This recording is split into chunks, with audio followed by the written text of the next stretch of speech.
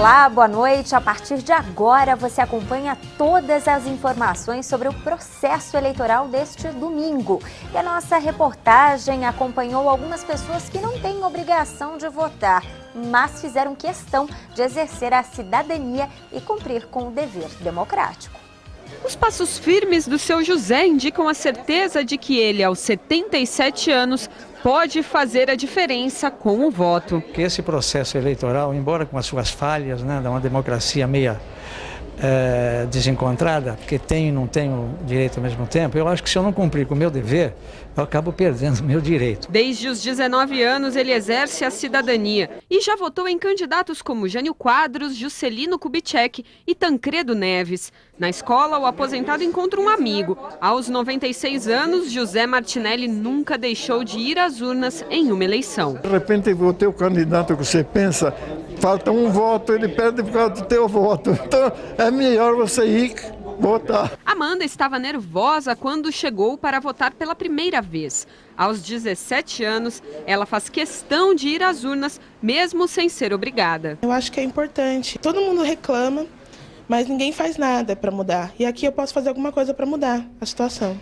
Dos 785.274 eleitores de Campinas, 6.023 têm entre 16 e 17 anos. Acima dos 60 anos, o número é ainda maior, 141.508 votantes. São quase 150 mil eleitores que hoje não teriam a obrigação de ir às urnas, mas eles podem determinar o resultado final do pleito, já que representam 18,78% dos eleitores. Bárbara também votou pela primeira vez hoje. Aos 18 anos, procurou se informar bem para escolher o melhor candidato. Eu assisti o máximo de debate possível, eu procurei conhecer os candidatos, as propostas e tudo mais. Eu acho que política é algo que está muito degradado na nossa sociedade, mas que é de extrema importância e que se todo mundo pensasse assim, talvez a gente conseguisse viver melhor coletivamente. Mesmo com paralisia cerebral, ela não teve problemas de acesso à sessão e acredita que a deficiência não deve servir de desculpa para que o eleitor não participe do processo democrático. Foi tranquilo, foi tranquilo. E enquanto boa parte das pessoas aproveitou o domingo de sol depois de votar, muitas tiveram que dar duro para garantir serviços essenciais funcionando. Domingo de sol e calor agradável para sair com a família. Enquanto alguns aproveitam para se divertir, outros para entrar em forma. Mas, apesar de ser dia de descanso e também feriado nacional por causa das eleições, teve muita gente que suou a camisa com um trabalho duro para limpar a sujeira dos candidatos. Folga mesmo? Só para tomar água. Para nós é uma grande compensação, não, porque se não fosse uma sujeira dessa, nós não tinha trabalho, né? Roseli levantou cedo para dar conta dos 4 filhos, casa e ainda arrumar tempo para votar antes de pegar firme na vassoura. Deixei tudo em ordem e vim, já quase no horário de trabalhar, eu fui votar e vim para o trabalho. Bem complicado, né? Porque é bastante sujo, né? Você trabalha dobrado do que do meio da semana, né? Já em dia com a Justiça Eleitoral, o serviço do trio não tem hora para acabar. No posto de combustíveis, metade da equipe trabalhou no período da manhã e o restante à tarde. Um dia corrido para dar conta de tantos compromissos. Bem corrido porque as pessoas não respeitam o seu horário, elas não querem saber se você querem cortar sua frente na hora de votar. É uma correria, é uma loucura. Apesar de ser um domingo, deveria estar de folga, né?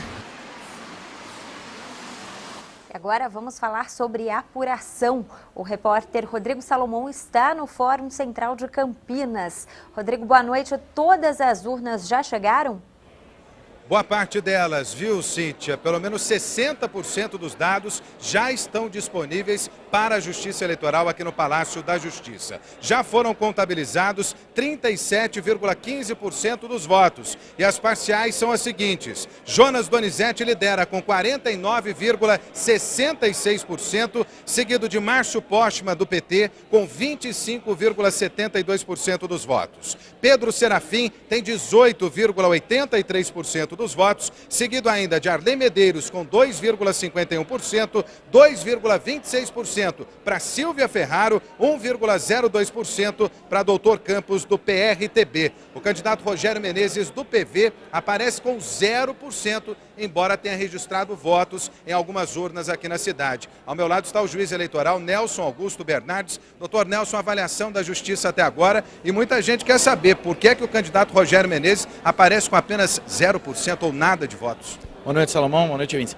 A questão é que a lei determina, como ele está com o registro de candidatura dele indeferido, a legislação eleitoral determina que os votos que ele eventualmente recebeu não apareçam. Eles são computados, evidentemente pode haver uma alteração da situação, a decisão ainda não é definitiva, está no TSE em Brasília, mas a lei determina que simplesmente não apareça. Assim como os vereadores que estão com registro de candidatura indeferido, são 22, 21, se não me engano, a eventual votação que foi para eles não vai aparecer. Agora, doutor Nelson, uma avaliação bastante positiva da segurança, embora tenha havido alguns percalços. Foi perfeito, não houve problema nenhum, a eleição transcorreu dentro da normalidade, uma pequena questão com a Polícia Militar no início, com a liberação do Águia, mas resolvemos isso na Secretaria de Segurança Pública, uma ordem que foi cumprida pelo comando e a situação se resolveu.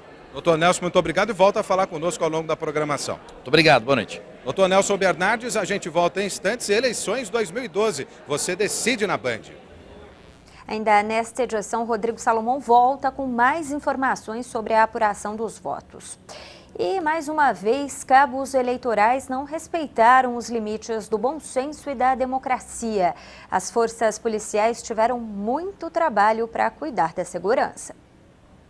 As imagens exclusivas da Band mostram um momento em que cabos eleitorais espalham santinhos dos candidatos pelas ruas de Campinas.